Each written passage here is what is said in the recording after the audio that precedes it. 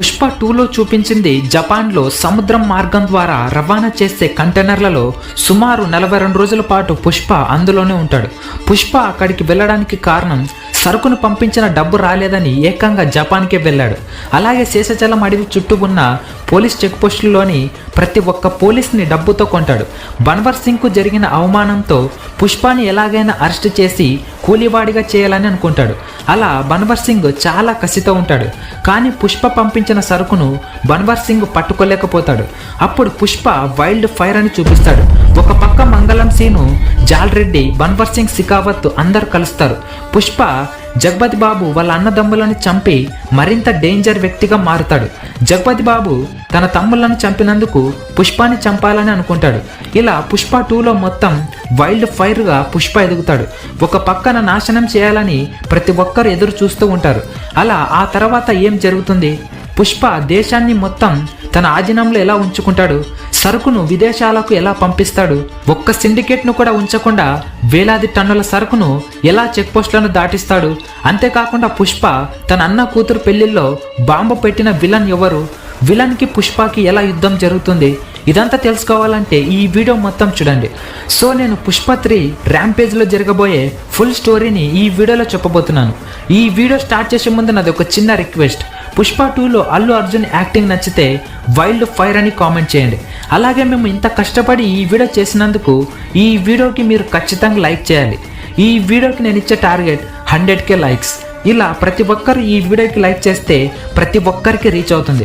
So తప్పకుండా like చేయండి. ఇక లేట్ చేయకుండా పార్ట్ 3 స్టోరీలోకి వెళ్ళిపోదాం. పుష్ప తన అన్న కూతురు పెళ్లిల్లో ఉన్నప్పుడు మొత్తం ఫ్యామిలీని చంపాలని జగపతి బాబు ఒక విలన్కి చెప్తాడు. అప్పుడు విలన్ ఒక పూల బుకేలో బాంబును పెట్టి పెళ్లిలో ఉంచుతాడు. కానీ పుష్ప ఆ బాంబు గురించి, ఆ విలన్ గురించి ముందుగానే తెలుసు. దాంతో పుష్ప అలాగే ఫ్యామిలీని అందరినీ అక్కడి నుంచి తప్పిస్తాడు. తర్వాత ఆ విలన్ ఆ బాంబును పెడతాడు. కానీ అందులో ఎవ్వరు ఉండరు. విలన్ మాత్రం అందరూ చనిపోయి ఉంటారని అనుకొని జగపతి బాబుకి చెప్తాడు. దాంతో బన్వర్ సింగ్ శిఖావత్, జాల్రెడ్డి, మంగళం సీను అందరూ ఆశ్చర్యపోతారు. ఇక సరుకును ఎవరు చెక్ పోస్ట్ను దాటించలేరు అని బన్వర్ సింగ్ శిఖావత్ అనుకుంటాడు. కానీ మంగళం సీను మాత్రం పుష్ప చనిపోయి ఉంటాడని అస్సలు నమ్మడు. ఆ మరుసటి రోజు పుష్ప స్థానంలో ఎవరు ఉండాలని సీఎం ఆలోచిస్తూ ఉంటాడు. మంగళం సీనుతో మాట్లాడతాడు. కానీ నేను సిండికేట్గా ఉండాలని నాకు లేదు. అయినా పుష్ప చనిపోయి ఉంటాడని మీరందరూ ఎలా నమ్ముతున్నారని అంటాడు. సీఎంకి అర్థమవుతుంది. పుష్ప మళ్ళీ వస్తాడు, ఏదో ప్లాన్ చేసి ఉంటాడని సీఎం అనుకుంటాడు. సరిగ్గా బాంబు పేలిన 24 రోజులకు శేషాచలం అడవిలో కనిపిస్తాడు. కేశవ, పుష్ప మాత్రమే అక్కడ ఉంటారు.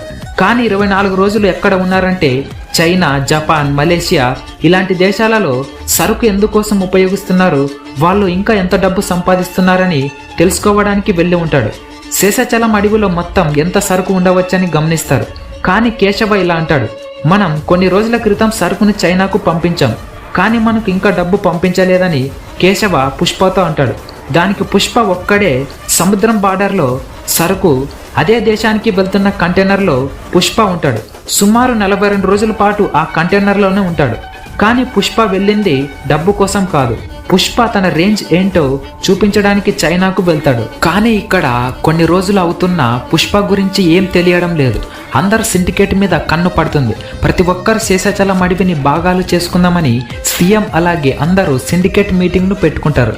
అప్పుడు ఎంట్రీ ఇస్తాడు పుష్ప. మొత్తం బాంబులను పెట్టుకొని విధ్వంసాన్ని సృష్టిస్తూ శబ్దాలు వస్తాయి. అప్పుడు మంగళం సీను పుష్ప వచ్చాడని అంటాడు. ఒక్కసారిగా సిండికేట్ మీటింగ్కి వచ్చిన వారందరు కార్లు పేలిపోతాయి. పుష్ప అంటే వైల్డ్ ఫైర్ అని చూపించడానికి చిన్న గ్యాప్ ఇచ్చా. ఈసారి నాతో పెట్టుకుంటే ఎలా ఉంటుందో చూపిస్తా అని జగపతి బాబుకు వార్నింగ్ ఇస్తాడు. సిండికేట్ మీటింగ్కి వచ్చిన వారందరికీ పుష్ప వార్నింగ్ ఇస్తాడు.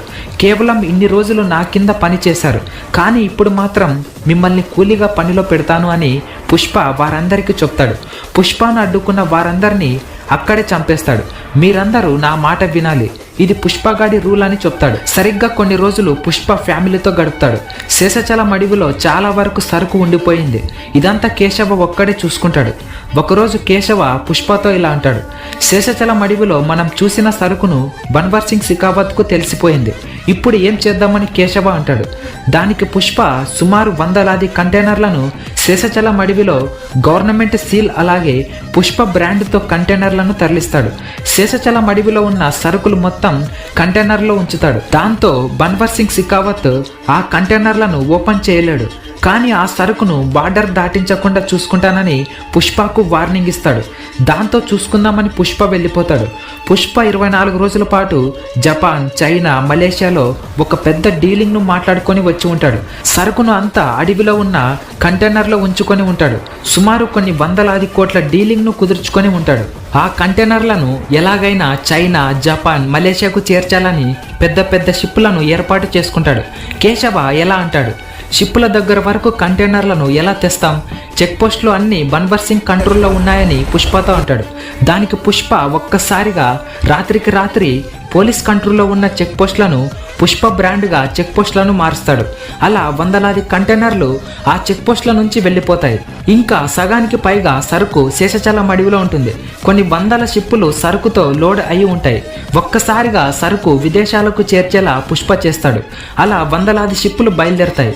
కొన్ని రోజులు అవుతుంది. సరుకు విదేశాలకు చేరి ఉండదని కేశవ తెలుసుకుంటాడు. సరుకు వెళ్లే మధ్య దారిలోనే 100లాది షిప్పులను జగపతి బాబు పంపించిన విలన్ బాంబులతో పేల్చుతాడు. అలాగే విలన్ మరియు బన్వర్ సింగ్ సికావత్ కలిసి శేషచలం అడవిలో ఉన్న కంటైనర్లకు బాంబులతో పేల్చుతారు. సముద్రం మార్గం ద్వారా వెళ్లే మిగతా సరుకులు బన్వర్ సింగ్ సికావత్ ఆర్మీతో వాటిని పట్టుకుంటాడు. అడవిలో కంటైనర్లు మొత్తం కాలిపోతూ ఉంటాయి. దానికి పుష్ప కోపంతో ఈసారి నేను చేసే యుద్ధం ఎవ్వరు తట్టుకోలేరని అంటాడు. అక్కడితో ఇంటర్వెల్ సీన్ అవుతుంది. కొన్ని రోజులకు సరుకు ఇంకా పంపించలేదని పుష్పకు వార్నింగ్ ఇస్తారు.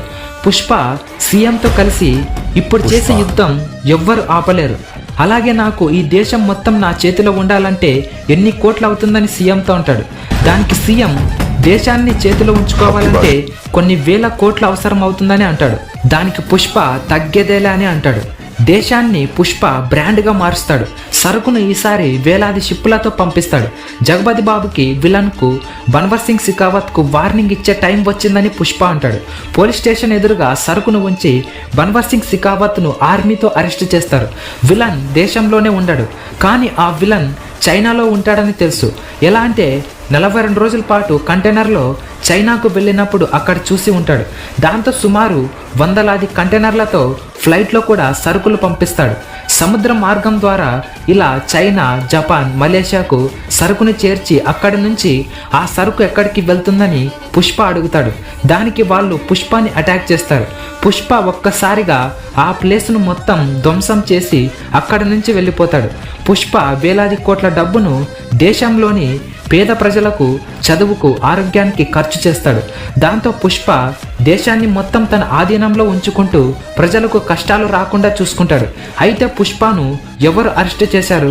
దానివలన దేశంలో జరిగిన యుద్ధాలు ఏమిటి?